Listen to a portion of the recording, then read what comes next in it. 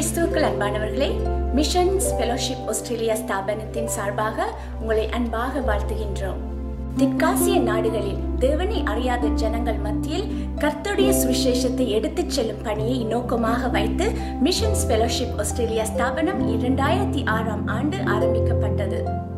ஒவ்வொரு வருடமும் தேவ ஜனங்களை அவருடைய சுவிசேஷ பணியில் ஊக்குவிக்கும் முகமாக மிஷன்ஸ் கனெக்ட் கூட்டங்கள் MFA ஸ்தாபனத்தினால் நடத்தப்பட்டு வருகின்றன.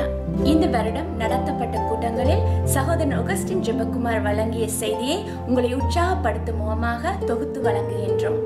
செய்தியின் இறுதியில் எமது தொடர்பு விவரங்கள் கொடுக்கப்பட்டு இருக்கின்றன. உங்களோடு சேர்ந்து தேவ ஊழியத்தில் செயல்பட MFA ஸ்தாபனம் வாஞ்சிக்கின்றது. கர்த்தர் உங்கள் ஒவ்வொருவரையும் ஆசீர்வதிப்பாராக.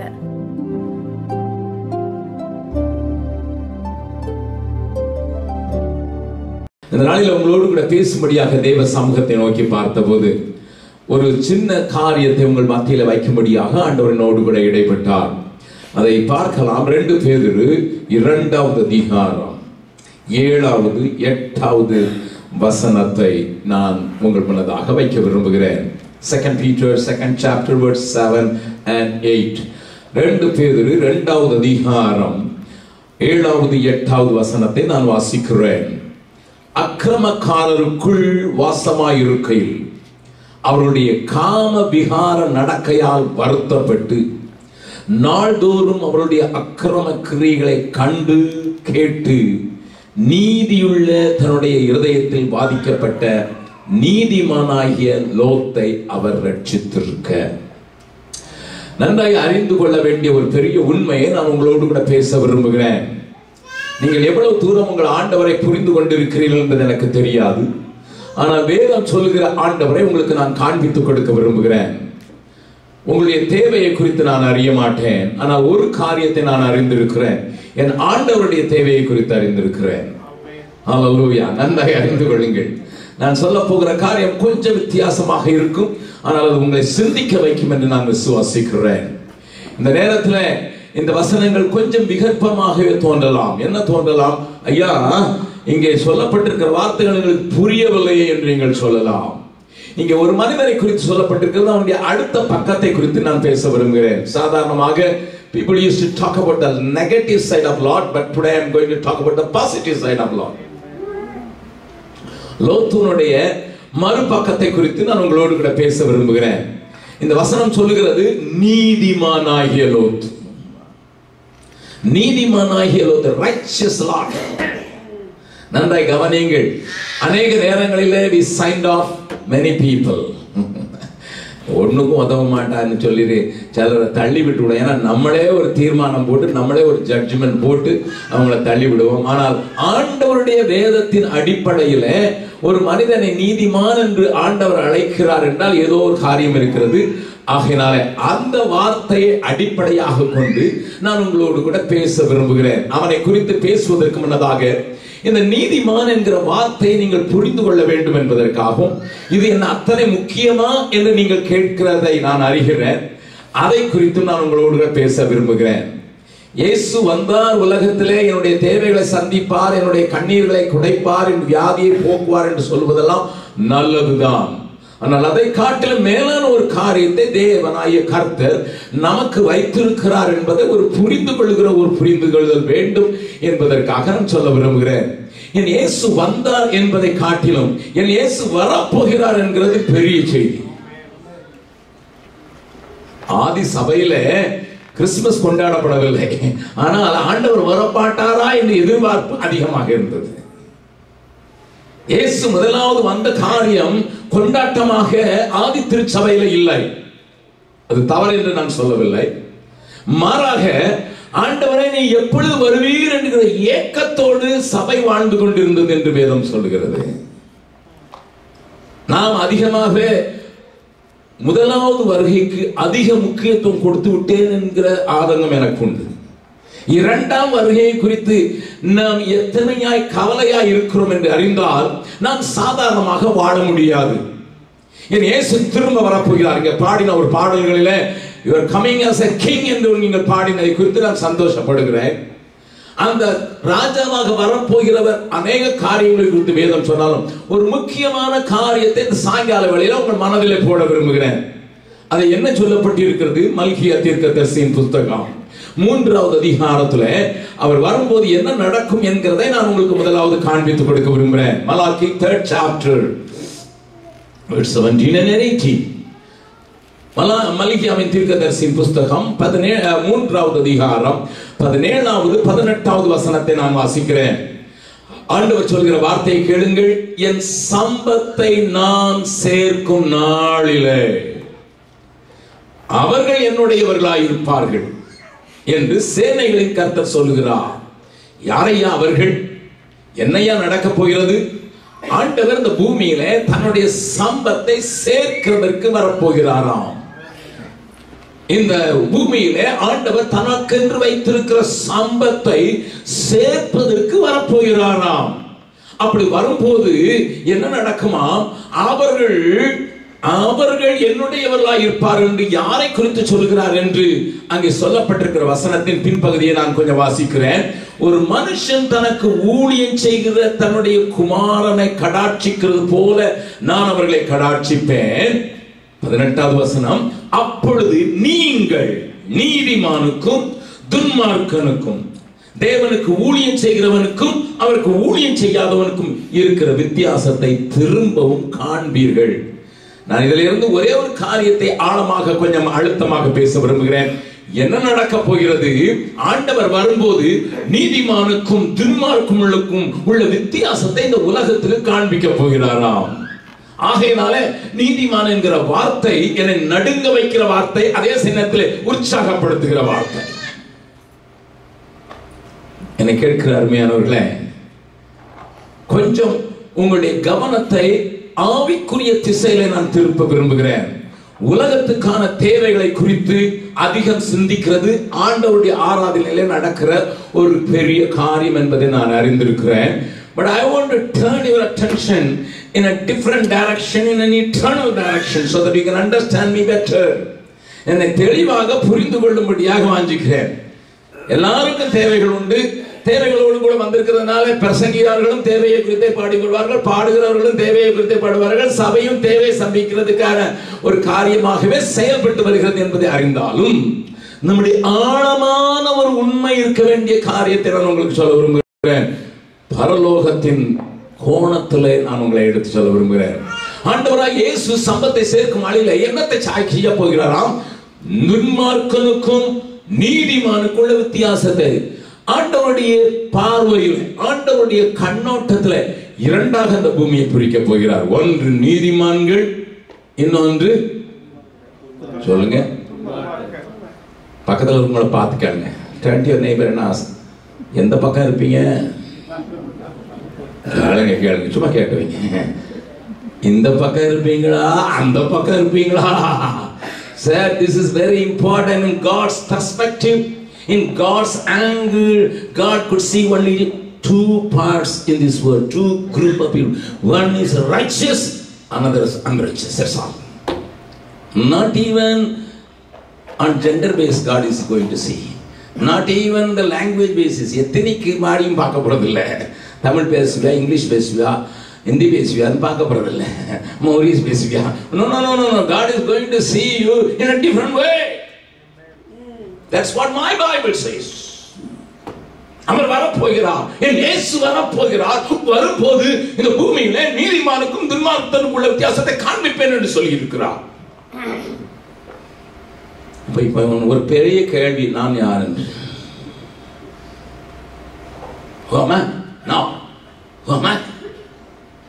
பார்க்கலாம்.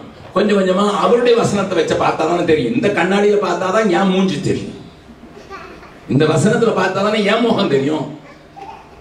புத கண்ணாடி வச்சு பார்த்தா மற்றவன் பெருசா தெரியும். அதனால இந்த கண்ணாடியில பார்க்கலாம் நம்ம எப்படி இருக்கிறோம்னு கொஞ்சம் பார்க்கத்தக்கதாக கர்த்தர் நம்முடைய கவனத்தை அவருடைய வசனத்துக்கு நேராக திருப்புவாராக.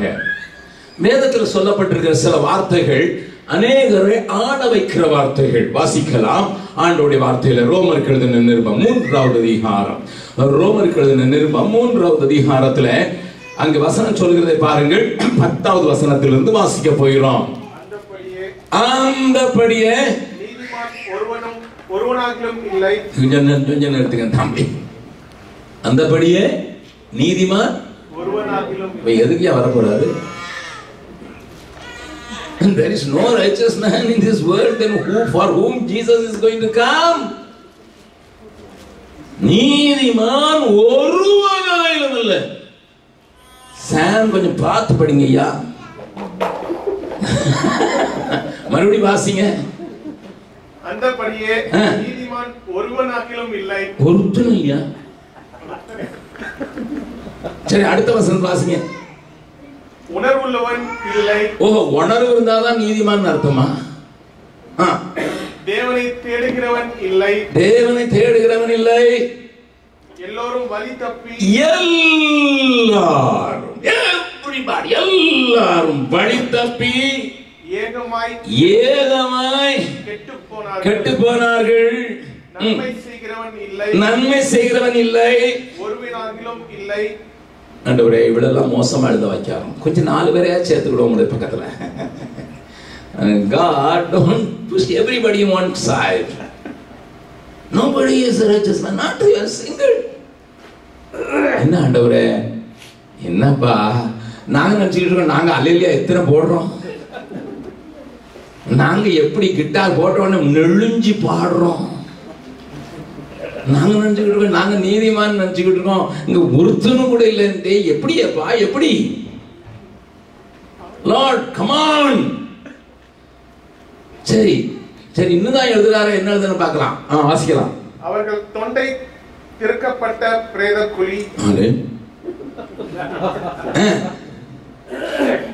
தங்கள் நாவுகளால்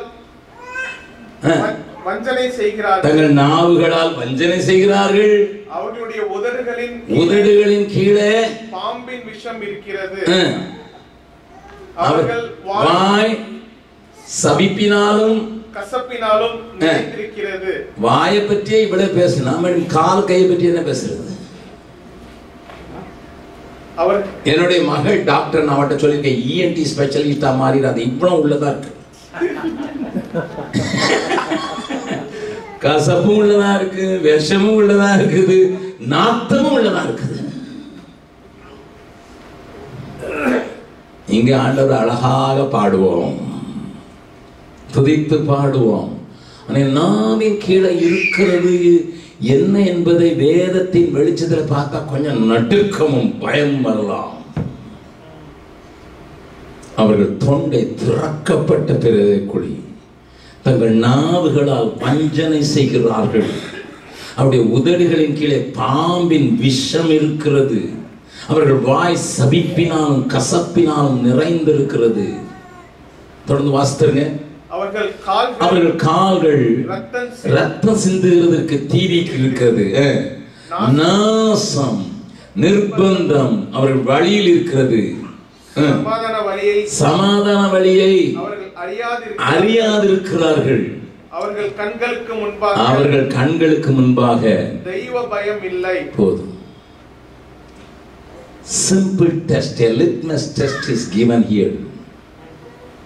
என்னுடைய கால், என்னுடைய கை, என்னுடைய இருதயம், என்னுடைய வாய், என்னுடைய உதடுகள், என்னுடைய நினைவுகள் அனைத்தையும் நான் பார்க்க ஆரம்பித்து விட்டேன் என்றால் நான் ஆண்டவரோட சேர்ந்து சொல்ல முடியும், நீதிமான் இல்லை, நீதிமான் இல்லை. நல்ல கவனிங்க. I was born in a very religious family, Christian family, very religious family. ரொம்ப பயங்கரமாக தேவனுக்கு பயப்படுகிற ஒரு குடும்பத்தில் நான் பிறந்தேன். Being a teacher, my mother taught me the first book. This is the book, 3.5 years later. She taught me the Bible. First book I read was Bible. ஆனா அவன படிக்கல, ஆனா கர்த்தர் என் மேய்ப்பராய் இருக்கிறார் என்று படிச்சேன். And without reading one chapter, never had my morning coffee at the age of 5. ஒரு அதிகாரம் வாசிக்காம எனக்கு மார்னிங் காஃபி கொடுக்கல எங்க அப்பா அம்மா. At the age of 7, every Sunday I have to memorize one chapter, and I must memorize 1 prayer from the Anglican prayer book, and then I must vomit the sermon I heard in the church. Whether it's a boring sermon and or anything. Then only I had my lunch. அதுக்கு பிறகு தான் சாப்பாடே கொடுத்தாங்க. இப்போ நீங்கள் சொல்லுங்க, இவன் நீதிமானா இல்லையா? Never missed a church. Never missed a Sunday school. Never missed a youth meeting. ஒரு நாள் யூத் மீட்டிங் விட்டதில்லை, ஒரு நாள் சண்டே ஸ்கூல் விட்டதில்லை, ஒரு நாள் கொயர் விட்டதில்லை, ஒரு நாள் நான் ஆராதனை விட்டதில்லை, ஒரு நாள். Even my temperature was running high, I was in the choir.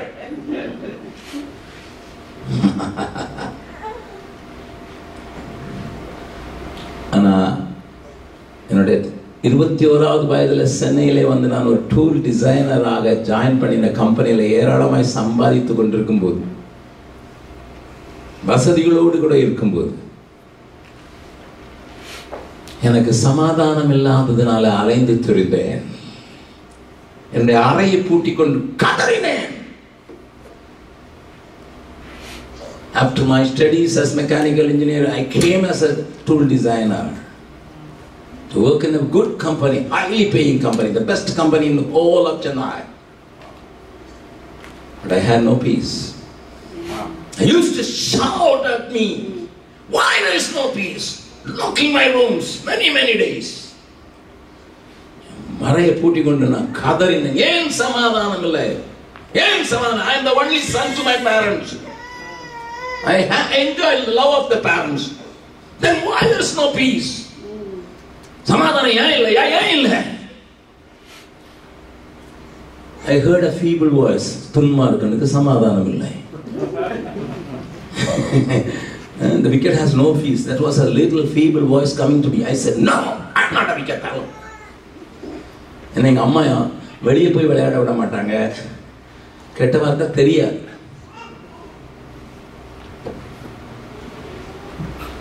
And all of a sudden I saw my whole life as a film for 20 minutes.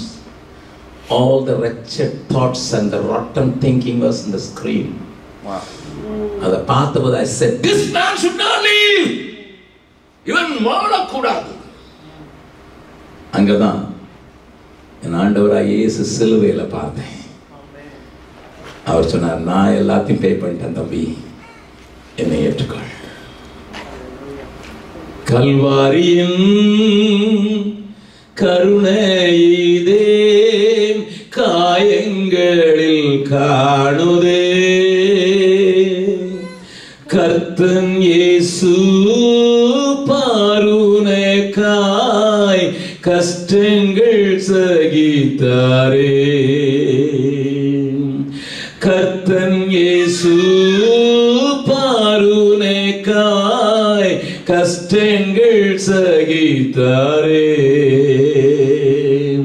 விலையேற பெற்ற திருரத்தமே அவர் விழாவினின்று பாயுதே,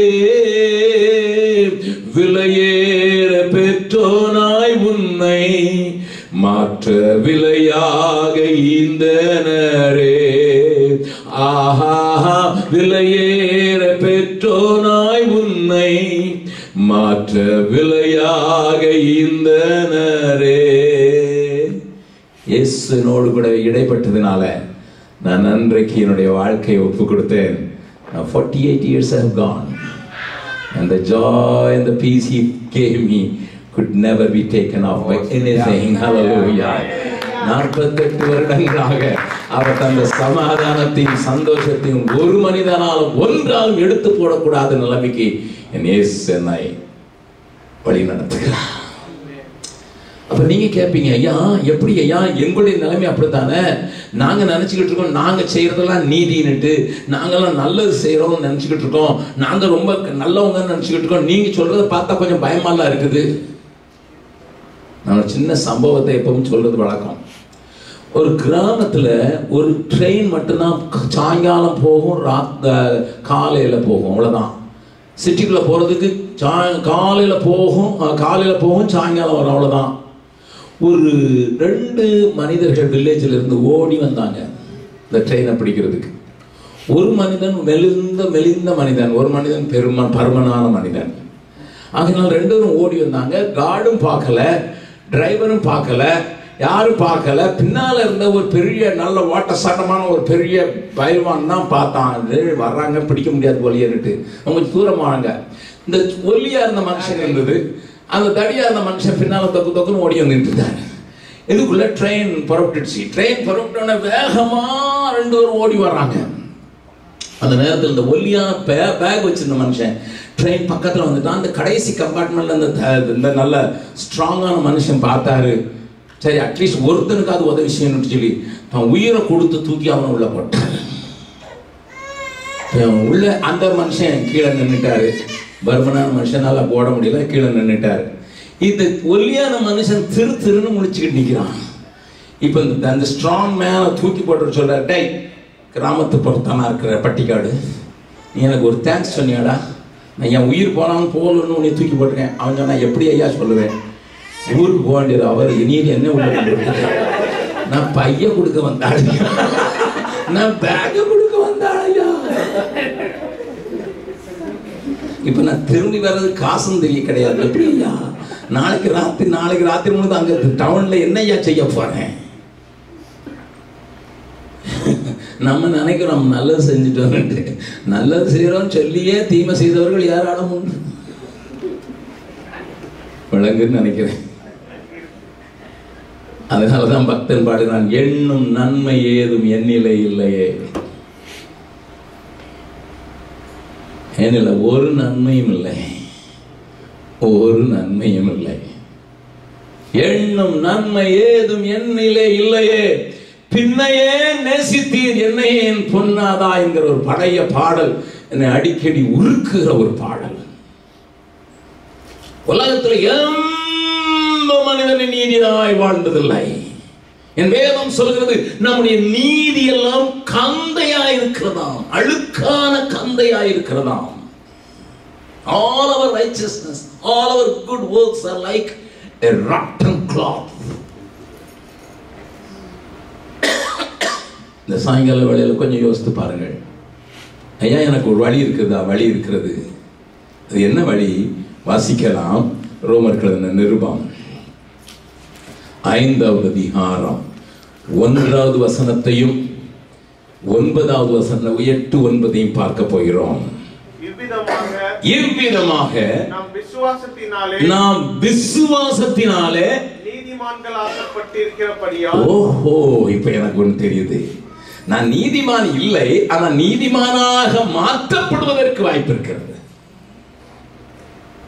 நான் நீதிமான் இல்லை, ஆனால் நான் நீதிமானாக மாற்றப்பட முடியும். இங்க எழுதப்பட்டிருக்கிறது பாருங்க, நான் விசுவாசத்தினாலே நீதிமான்கள் ஆக்கப்பட்டிருக்கிறபடியினாலே. அது எப்படி ஆச்சு? இப்போ 8வது 9வது வசனத்தை வாசிங்க. நாம் பாவிகளாக இருக்கையில் கிறிஸ்து நமக்காக மரித்ததினாலே தேவன் நம்மேல் வைத்த தமது அன்பை விளங்க பண்ணுகிறார். இப்படி நாம் அவருடைய இரத்தத்தினாலே நீதிமான்களாக்கப்பட்டிருக்கிற. ஓஹோ, போதும்.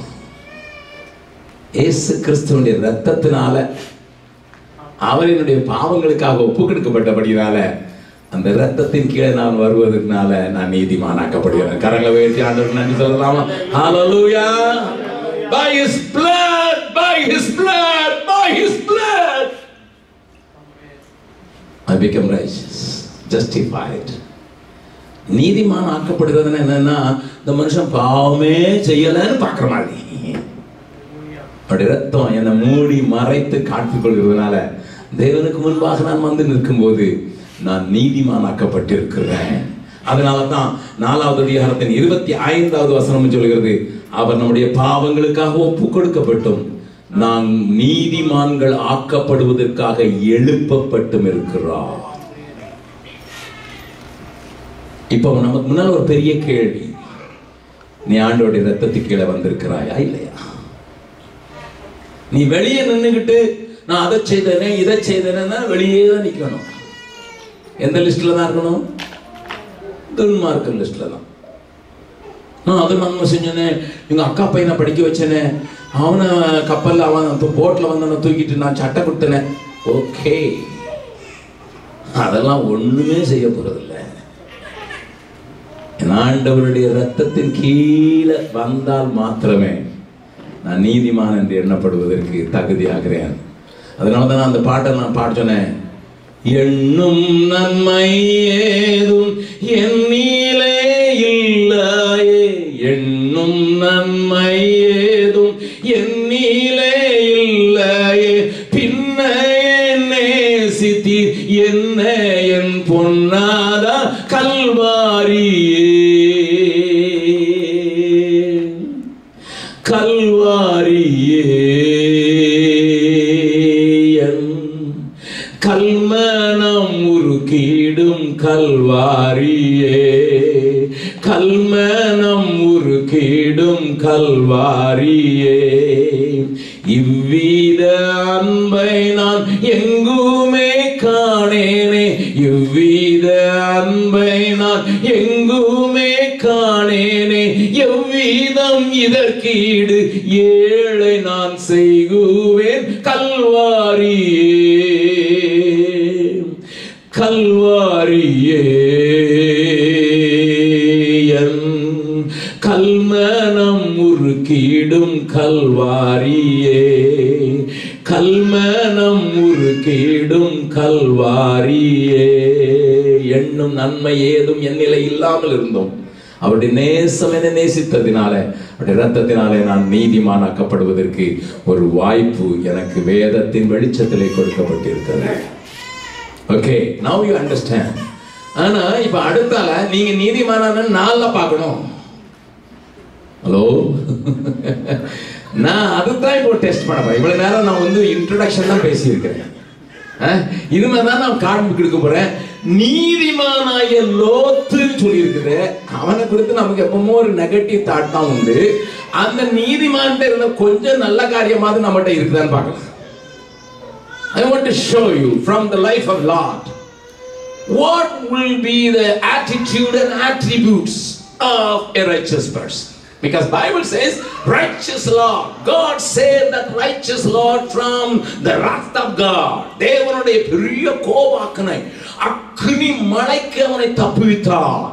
இந்த பூமி நீங்கள் பார்க்கிற இந்த பூமி, இது ஆஸ்திரேலியாவா இருக்கலாம், அல்லது இந்தியாவா இருக்கலாம், இலங்கையா இருக்கலாம், இது அக்னிக்கு இணையாக வைக்கப்பட்டிருக்கிறது வேதம் சொல்லுகிறது.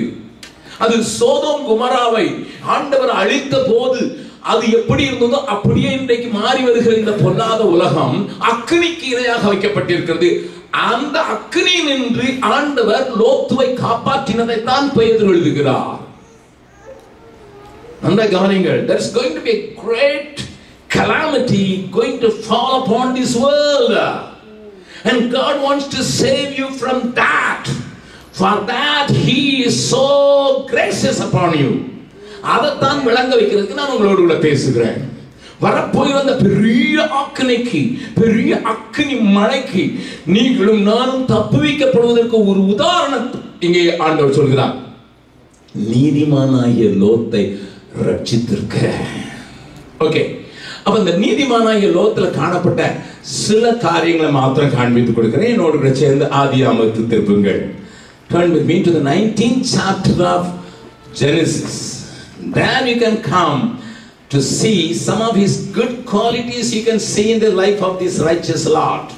19th chapter, if you go back and read the whole chapter, it is a fascinating chapter, even though it ends with a tragedy.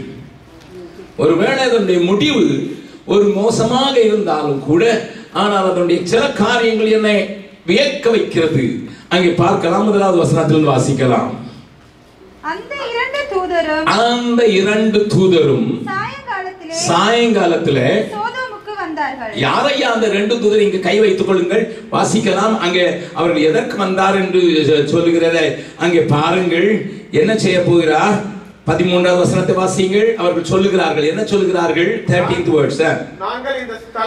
நாங்கள் இந்த ஸ்தலத்தை அழிக்க போகிறோம்.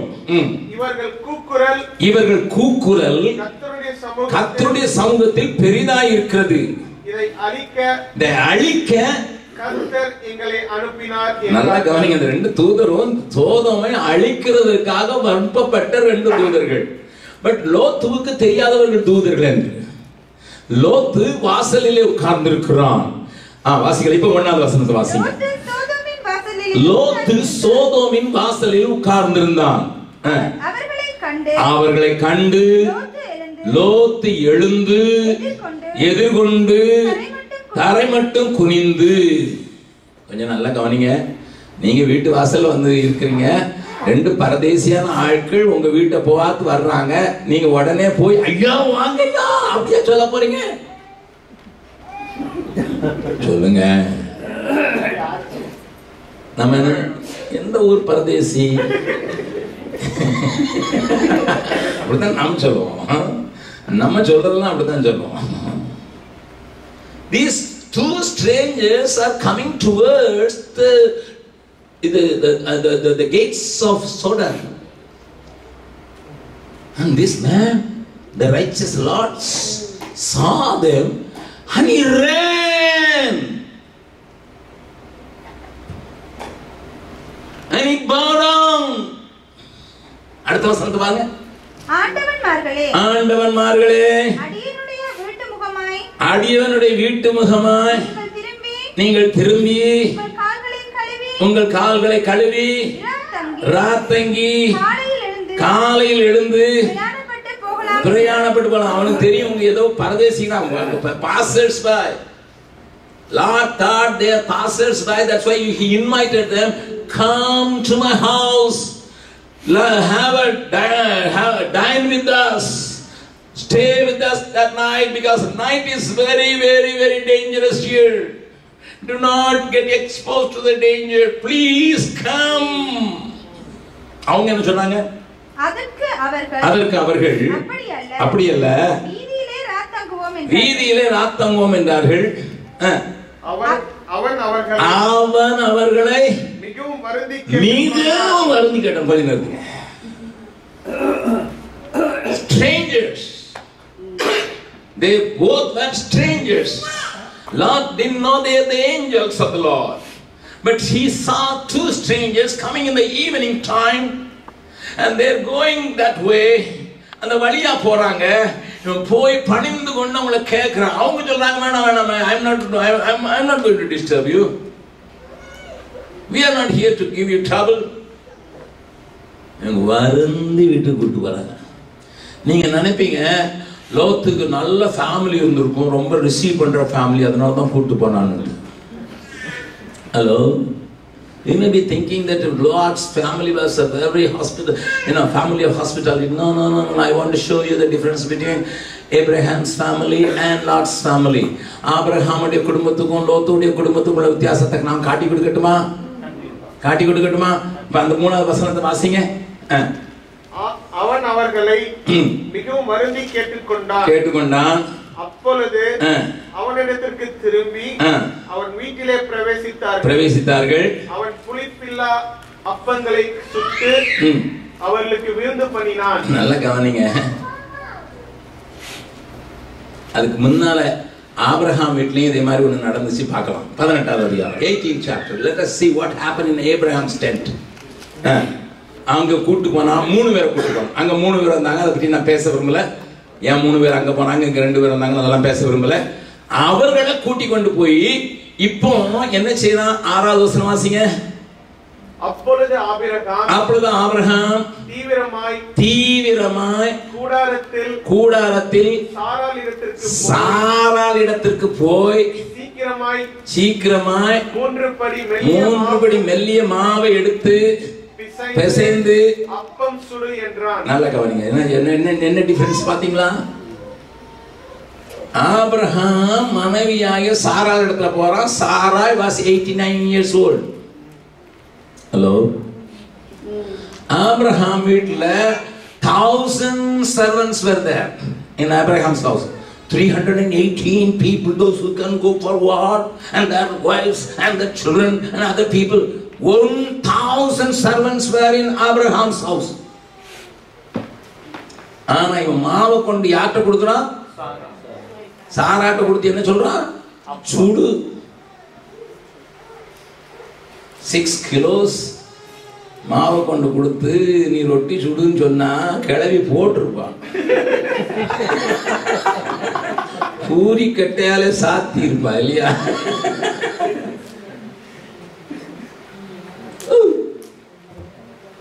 நல்லா கவனிங்க. அவன் என்ன சொல்லியிருக்கணும்? ஏயா வீட்டுல இத்தனை வேலைக்காரி இருக்கு கணக்கு தெரியல. நான் 89 வயசு கிளவிய போய் 6 கிலோ மாவுக்கு இத்தனை 3 பேருக்கு சாறு போடுறதுக்கு 6 கிலோ மாவு அவ்வளவு சாப்பிடுவாங்க. ஆனா 19ஆம் அதிகாரம் 3ஆம் வசனத்துல யாரும் வெட்டி சுட்டது? ஏன்? அவ்வளவு கோஆபரேட்டிவ் மனைவி.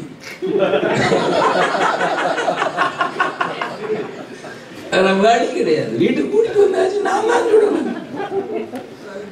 லோத்து வீட்டுல 2 கல்யாணம் பண்ண போற பொம்பளை பிள்ளைங்க இருக்கிறாங்க, ஒரு மனைவி இருக்கிறா. 3 பொம்பளைங்க இருக்கும் போது யார் ரொட்டி சுடுறா? ஏன்? அந்த அதிகாரத்தை படிச்சு பாத்தீங்கன்னா வீட்டை சுத்தி 400 பேர் வந்து கத்துறான். 400 பெரிய பெரிய கூட்டம் வந்து கத்துது. அவர்களை கொண்டு வா, வெளியே கொண்டு வா, எங்களுக்கு அவர்கள் வேண்டும் கத்துறாங்க. இந்த அம்மாவுக்கு ஒண்ணுமே தெரியாது, ஏன்னா டிவி சீரியல் பார்த்துக்கிட்டு இருக்குது. இல்லைன்னா மேக்கப் அறையில் இருக்குது. It was evening time. Nothing was known to the wife of Lot. 2 young girls about to be married. They were not disturbed. An uncooperative family, but a righteous man never bothers about it. He was willing to entertain strangers. நல்லா கவனிங்க. ஒத்து போகாத ஒரு மனைவி, உதவி செய்யாத பிள்ளைகள், அப்பா என்ன செய்யறாருன்னா புரியாத பிள்ளைகள், அறியாத பிள்ளைகள். நீதிமானாகிய லோத்து எனக்கு கொடுக்கப்பட்டிருக்கிற பெரிய காரியம், என்னை அறியாதவர்களுக்கும் ஆகாரம் கொடுக்க வேண்டும், அவர்களையும் ஆதரிக்க வேண்டும், அவர்களுக்கும் என் வீடு திறந்திருக்க வேண்டும், அவர்களுக்கு நான் எப்படியாயிலும் வருந்தியாயிலும் அவர்களுக்கு உதவி செய்ய வேண்டும் என்கிற நீதி உள்ள இருதயம் உள்ளவன். இந்த மாலை ஆராதனையில நாம் கேட்டு பார்ப்போம். இயேசு என்னை தம்முடைய ரத்தத்தினால நீதிமானாக்கி இருக்கிறது உண்மை என்றால், if I believe the blood of Jesus has made me righteous, what is my attitude towards strangers? Am I opening my heart, my house, my things for the strangers? Right. If you are not having that attitude, I doubt your salvation experience. Wow. I'm happy this church is open to many strangers. Brother Mitran சொல்லிட்டு இருந்தாரு, இங்க வர்ற ஆட்கள் எப்படியும் வருவாங்க, ஒரு 50 பேர் வருவாங்க, 80 வருவாங்க, திடீர்னு 100 பேர் வருவாங்க, திடீர்னு போயிடுவான், எங்க போவான், யாருக்கு போவான்னு தெரியாது, பட் வருவாங்க. I was so happy to hear this church is a place where it is so open for the strangers. Wow. Right. நன்றை கவனிங்கள் அருமையானவர்களே. என்னுடைய வாழ்க்கையில, நம்முடைய வாழ்க்கையில நாம் நீதிமான்கள் என்று சும்மா சொல்லுகிறதல்ல, வாழ்ந்து காண்பிப்பதற்கு அழைக்கப்பட்டவர்கள். It is easy to celebrate the blood of Jesus. It is easy to celebrate the victory of the Lord. It is easy to celebrate, I am washed by the blood of Jesus. Praise the Lord for that. I enjoy that. But it doesn't stop there. Come on. It goes beyond. My attitude is so changed. I have an attitude of Jesus Christ. Right. வேதம் அதனால்தான் சொல்கிறது, have the mind of Christ. Right. Have the mind of Christ. Right. ஆண்டவருக்கு இருந்த அதே காரியம் காட்டி கொடுக்க போனா கூட காலை கழுவி விடுவார் ஐயா. காட்டி கொடுக்கிறவனுக்கும் காலை கழுவி விடுகிறவர், மறுதலிக்க போகிறவனையும் வலுக்கட்டாயமாக உன்னை கழுவ வேண்டும் என்று சொல்கிறவர் ஐயா. நான் அடிக்கடி அதனால் தான் பாடுவேன், உள்ளம் எல்லாம் உருகுதையோ உத்தமனை நீ கையிலே உம்மை அல்லால்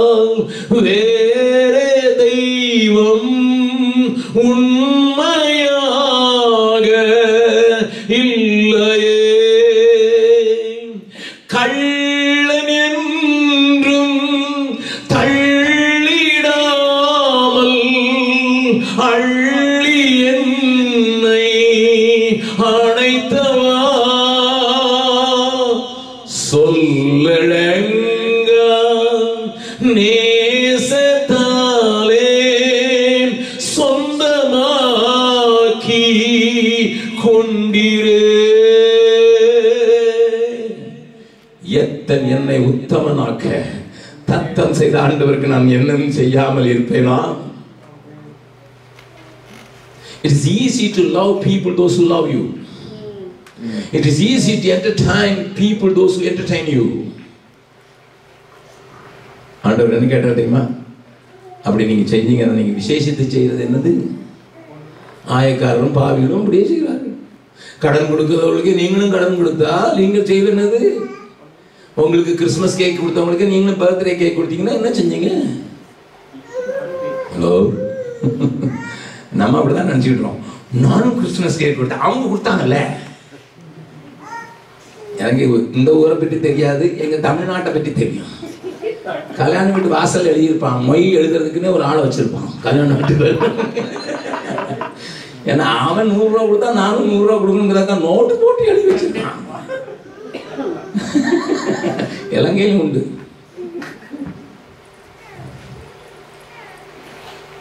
நாம் விசேஷித்து செய்வது என்ன ஐயா? நீதிமான் என்று சொன்னால் போதாது ஐயா, நீதிமான் என்று சொன்னால் போதாது.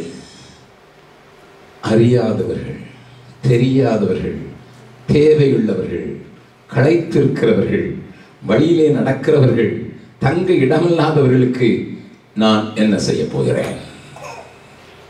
What I have done to the needy people. They traveled, they are tired, they are weak, they are hungry. Lord, அவன்கிட்ட கேட்ட சொல்லுவோம், I cannot just say them and say God bless you. No, I don't have a non-cooperative wife. No, don't bother, I will make chapatis for them.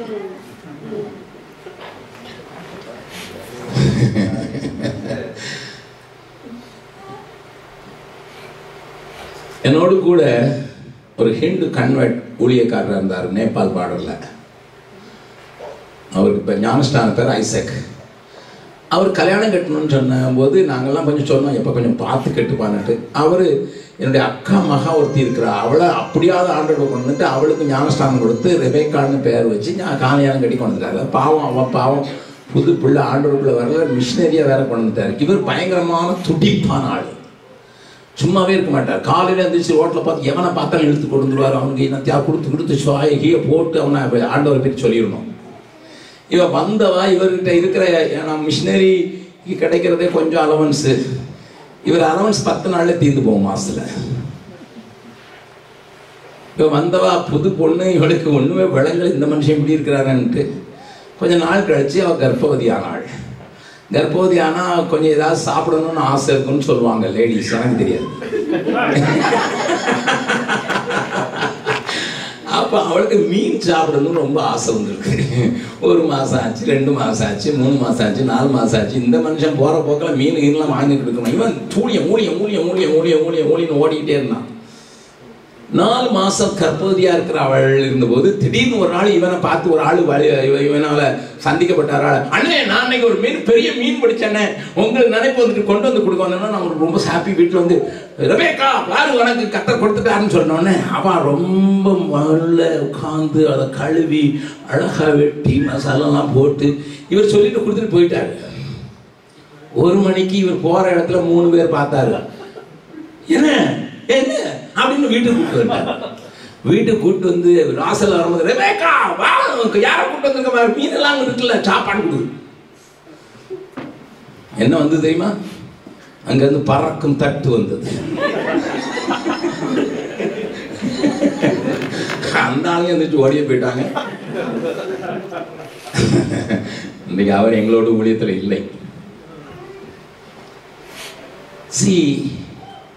But see Lot. Again, now the strangers are going to be attacked by the people of the city. They all demanded the strangers. உங்க வீட்டுக்கு வந்திருக்க விருந்தாளத்தான். We want to enjoy those fellows. The whole city, from young to the old, they all gathered and shouting. Lot என்ன சொல்றான் பாருங்க, 7-8. சகோதரரே, இந்த அக்கிரமம் செய்ய வேண்டாம். இதோ புருஷரை அறியாத 2 குமாரத்திகள் எனக்கு உண்டு. அவர்களை உங்களிடத்திற்கு வெளியே கொண்டு வருகிறேன். அவர்களுக்கு உங்கள் இஷ்டப்படி செய்யுங்கள்.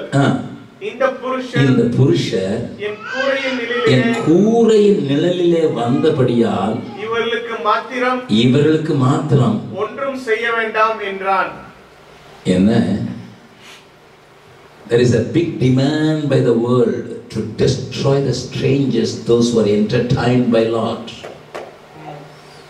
Lot stood in the middle, pleading, I am willing to give the best, the delight of my heart, my daughters. Have them. I don't agree with this, but I feel one thing. இது எனக்கு பிடிக்கல. I cannot feed the appetite of the world. I know. உலகத்துக்கு ஏராளமான பசி இருக்கும், என்னெல்லாமா பசி இருக்கும். அதுக்கு என்கிட்ட இருக்க பெஸ்ட்டே கொடுக்கணும். நான் சொல்றது பாருங்க, I want to save these people. Save God this people. I am willing to give the best I have to save these 2 strangers. Oh, I tremble before this word. நான் ஆடுகிறேன் ஐயா, நான் ஆடுகிறேன். என்னை அசைக்கிறது. ஆண்டவரே, am I willing to give up the best for an unknown person's salvation? எங்கேயோ இனம் தெரியாத, எங்கேயோ நான் பார்த்திராத, ஆண்டவரையே கேட்டுறாத ஒரு பிள்ளைகளை ரட்சிப்பதற்கு நான் இருக்கிறதுலே பெஸ்ட் கொடுப்பதற்கு நான் ரெடி தானா? I have come with 2 brothers. They are representing an organization called Missions Fellowship of Australia. They are all good engineers. I know them for many years. They are having good salary. 25 years back they came from Sri Lanka after completing good engineering degrees. 25 வருஷம் முன்னாலே engineering degrees முடிச்சு they came as engineers and they are making, and all of a sudden they felt we are doing not the right thing. Wow. We must do something. Wow. And that is why they are helping the people in North India, South India, Sri Lanka, putting their energy, putting their money, putting their prayers to support children, Christian missionaries. And they are even supporting 50 prostitutes children, those who are with us. Wow. I am with it. They haven't seen them. Those children are not having a father's name even. அப்பா பேர் தெரியாத 50 பிள்ளைங்க எங்களோட இருக்காங்க. அவங்களுக்கு இவங்க அவங்கள பார்த்ததில்லை. அதுக்கு அப்பா பேரை தெரியாது. Why they are doing it? Why they are doing it? Sir, you can come and plead, Lord, give me the best. I want to have a best car, best house, best for me.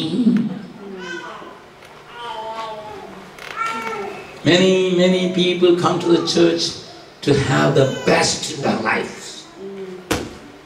But here is a man willing to give away the best for unknown people. Wow. அவனால் நீதிமான்னு சொல்லி இருக்குது வசனம். எனக்கு ரொம்ப சந்தோஷம். Even though he made mistakes, even though he became a curse, but he did leave a strong challenge to me. A strong challenge to me. இந்த மாலை வேளையில தேவன் உங்களோடு கூட பேசுவாராக. Do you want to be a righteous person? Come under the blood of Jesus. That's the first call. Second call, if you want to live as a righteous person, come on, give the best for the needy one. We want to have the best, give the best. If a beggar comes to your doorstep, what will you do? The shutter color poiduchu adha kuduma. Because I am working in an office, I must go with a good dress. He is a beggar. He can use which was worn for 5 years. That is our attitude, and we call them Neediman. Neediman. What is Neediman? You pulugiradhukaga varra. Poi solradhukaga varra. Devan nammodu kuda pesuvaraga. Can you tell God, Lord, I was able to give the best for the unknown people also. I have seen lot of great ministers having the best dress in the whole world and preaching Jesus loves you. I said, nonsense. I don't believe that. I don't believe a preacher wearing a suit for $30,000 and saying Jesus loves you. I will not believe that. He is duping the world.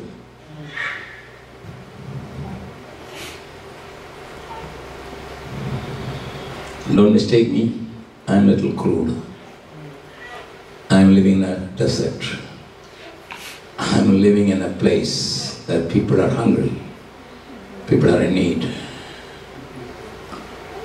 I cannot see somebody wearing $30,000 worth of suit and say Jesus loves you in the TV. I said, stop that program. Because if I am really righteous, my heart goes out. Goes out. Goes out. I don't say you should not enjoy life. You must have good food, good house to live, good environment, good education to your children. I want to tell you, I got 6 children, 3 of my own, 3 adopted. I had 4 of my own, 4 adopted. I'm an ordinary man. But one of my son died, one of my adopted daughter died, so I've got 6 now. 4 of them married, all married, 4. And all my children, or my in-laws, are in the mission field. Go and ask them why you are in the mission field. They are well educated. My son is a computer engineer. My daughter-in-law, first daughter-in-law, is a PhD in hematology, gold medalist from Vellore Medical College. Another daughter-in-law is an engineer. Another daughter-in-law is an accountant and MD. She did master degree in divinity. And another son-in-law is MTech, MBA. He studied in the same college where Sam studied, Ashish Daniel. My daughter is a medical doctor. My son is a visual communication man. Another son is an MBA. They're all missionaries, getting missionary salary. You go and ask them, they will say, you know how to give the best. Wow, great. I am not preaching which I am not practicing. I asked one day, what made you to be a missionary? Because I never called them to be a missionary. I want to tell you one thing. Don't think I am trying to exaggerate. Finish this. 3 of my children were married in one day 2 years back. At one stroke. Good idea, I guess. That's right. It's a good idea. Economic option. Yeah. But I told my children, if you get cash gifts, everything should be given to me. They said, what for? I said, I made a fund for the orphan children get at least a gift. Because we got 3,000 plus children. Every child should get a gift for their marriage. And we made a fund with the gifts, all the cash gifts. Listen. Then my daughter had to go to Hyderabad, another city, to do her intern in the medical. She and my son-in-law went to the city. I didn't phone. I knew a lot of people. I didn't call anyone to help them. I was simply Then after a week, I called my daughter and said, how is life? She said, okay, Daddy. Did you find a house? She said, yes, Daddy. Do you have a bed? Daddy, I don't have money to buy a bed. I am sleeping on a mat. Medical doctor, engineer, sleeping on a mat. I said, Emma, are you comfortable? She said, you told me, you taught me. Simple. Because I took all the money. I took all the money and they were sleeping on the floor on a mat. I said, her name is Joy. Joy, is it not hurting? Daddy, it is only a temporary life here. If God provides a bed, then okay. Then she became pregnant. Doctors advised you should not sleep on the floor. And they were praying. They didn't ask anyone. On that day, another student from the same university, a classmate of my son-in-law, was transferred from that city to another city. So he sent the bed and the aircon to his house freely without knowing my daughter in need of a bed. They were very comfortable as long as they were there. What a God to take care of us when we give away. That doesn't mean we are like living like a beggar. We have everything but we don't want anything, that's all. Why I am sharing this? Living a righteous life means something. Wow. I challenge you today. Wow. மாலை வேளையில் நான் உங்களை challenge பண்ண விரும்புகிறேன். If anyone here, யாராவது இங்கே ஐயா நான் நீதிமானாகணும், ஏன்னா என் ஆண்டவர் வரும்போது நீதிமானாக என்னை சேர்த்துக்கொள்ளணும் ஐயா, நீதிமானாக நான் அவரோடு கூட போயிடணும் ஐயா, I want to be lifted up, translated when Jesus comes. I want to be a righteous person. அப்படின்னு சொன்னீங்கன்னா இதுவரைக்கும் இயேசுவின் ரத்தத்துக்குள்ள வராமல் இருந்தீங்கன்னா வந்துருங்க. ஞானஸ்தானம் என்கிற நீதியை நிறைவேற்றுங்க. If you are not baptized yet, come on, get baptized. By that you can wear the righteousness of Jesus Christ. If you are not baptized, time to decide now, I will be baptized in the name of Jesus so that I can wear the righteousness of God. இல்லை ஞானஸ்தானம் எடுத்துட்டேயா, நான் நிறைய வருஷமா கிறிஸ்தவனா இருக்கையா, நல்லா பாடுவையா, நல்லா சர்ச்சுக்கு வருவையா, நல்லா ஜெபம் பண்ணுவையா, praise the Lord. Check. Are you a practicing righteous person?